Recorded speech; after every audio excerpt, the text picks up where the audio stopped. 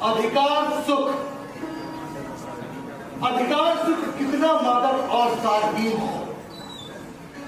अपने को नियामक और कर्ता समझने की बलवती स्पृहा उससे बेकार कराती है।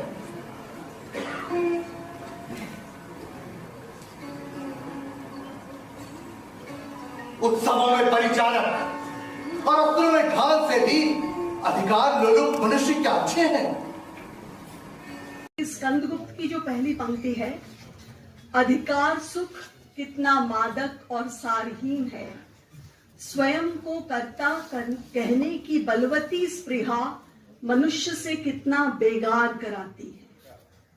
उत्सवों में परिचारक और अस्त्रों में ढाल से भी अधिक अधिकार लोलुप मनुष्य क्या अच्छे हैं। आप ध्यान दें कि जयशंकर प्रसाद का नायक ही हो सकता है जो अधिकार सुख के प्रति उदासीन है और कर्तव्य की वजह से वो इस अधिकार की लड़ाई में प्रवृत्त होता है। वो उसकी बुनियादी इच्छा नहीं है। हम जानते हैं कि हर लेखक अपने युग की निर्मिति है। कोई लेखक अपने युग से कट कर कुछ नहीं लिखता।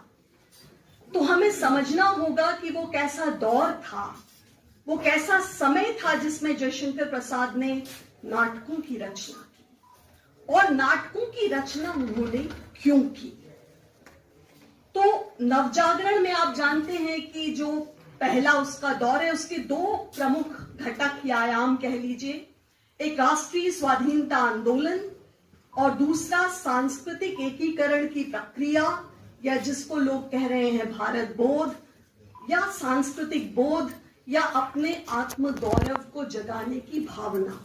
क्योंकि जिसके भीतर आत्म गौरव नहीं है वो अंग्रेजों से क्या लड़ेगा। तो प्रसाद एक ऐसे समय में लिख रहे हैं जो पहले का समय भी आप याद करें तो कवि वचन सुधा पर प्रतिबंध लगा दिया गया था, सोजे वतन की प्रतियां जब्त कर ली गई थी और प्रसाद जानते थे कि सीधे सीधे अपनी बात कहना मुमकिन नहीं है।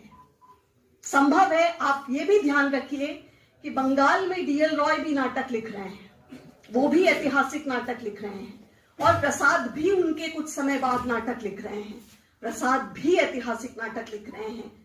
क्यों ऐतिहासिक नाटक लिखते हैं प्रसाद? क्योंकि सीधे सीधे यदि अपनी बात कहना मुमकिन होता तो सोजे वतन की प्रतियां जब्त न की गई होती। इतने बड़े साहित्य जो उस समय बहुत कुछ लिखा जा रहा था, उसकी कई प्रतियां जब्त न की गई होती। रॉलेट एक्ट आ चुका था। इसलिए प्रतिहास, जहां एक और डीएल रॉय जब ऐतिहासिक नाटक लिखते हैं वो मुगल काल को चुनते हैं और प्रसाद जब ऐतिहासिक नाटक लिखते हैं तो वो किस कालखंड को चुनते हैं, ये ध्यान देने की बात है। वो कालखंड है मौर्य वंश से लेकर गुप्त वंश, या बहुत आगे खींच लूं तो 640 हर्षवर्धन के समय, इससे आगे प्रसाद जाते ही नहीं है।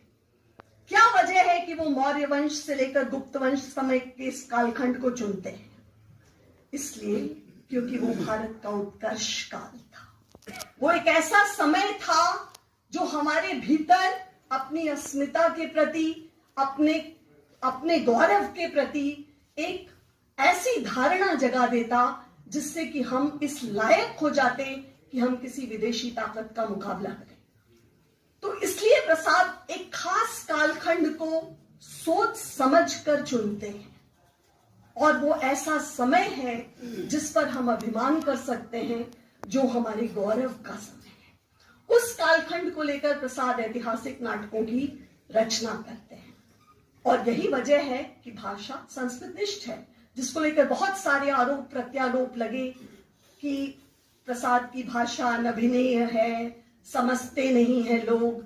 पर मैं जानना चाहती हूं, शेक्सपियर को जो बड़ा नाटककार बताते हैं, क्या शेक्सपियर की अंग्रेजी समझ पाते हैं?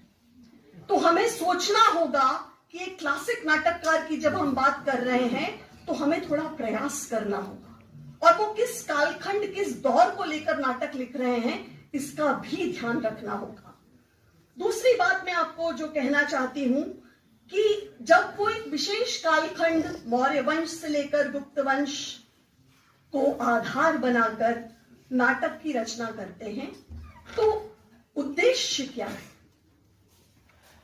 देखिए, नाटक एक ऐसी कला है जो जागृति का मंत्र तत्काल लोगों तक पहुंचा सकती है। आह्वान के गीत लिखे हैं प्रसाद ने, लगभग 103 गीत आपको उनके नाटकों में देखने को मिलते हैं, और वो ऐसे गीत हैं जो सोयों को जगा देते। तो हमें ध्यान देना होगा कि प्रसाद कैसे नाटक लिख रहे हैं और उनका उद्देश्य इन नाटकों को लिखने के पीछे क्या है। इन नाटकों को लिखने के पीछे जो जागृति का, जो देश प्रेम का, जो अलख जगाने का काम प्रसाद ने किया है एक सोए हुए देश में, वो अभूतपूर्व है। और यही वजह है कि आप देखते हैं कि प्रसाद के नाटकों में समष्टि के लिए, सर्वभूत हित कामना के लिए व्यक्ति के त्याग, व्यक्तिगत महत्वाकांक्षा के त्याग की बात आती है। जब आज जिस दौर में हम जी रहे हैं उसमें व्यक्तिगत महत्वाकांक्षा ही मनुष्य का बी एंड ऑल है। सेल्फी के युग में जी रहे हैं, हर आदमी सिर्फ अपना विज्ञापन करने में मगन है।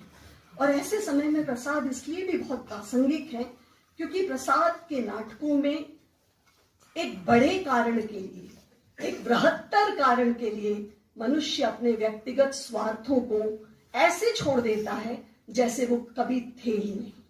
ये आदर्श प्रसाद के नाटकों में कहां से आए? इसलिए ये आदर्श आपको नजर आते हैं क्योंकि आप उस युग पर ध्यान दीजिए जब विदेशी कपड़ों की होली जलाई जा रही है, जब इलाहाबाद की सड़कों पर अंग्रेजों भारत छोड़ो के नारे गूंज रहे हैं। ऐसे समय में प्रसाद का रचना कर्म, उनका उर्वर रचना कर्म आकार ले रहा है। जब लोगों को फांसी दे दी जा रही है और लोग अपना सर्वस्व अर्पित कर रहे हैं, इसलिए उनके नाटकों में जो ये महत् चरित्र है, यदि किसी एक चीज के लिए प्रसाद के नाटकों को याद रखा जाएगा और संसार के सर्वोत्तम नाट्य साहित्य से उसकी तुलना की जाएगी, तो वो है उनके विराट चरित्र।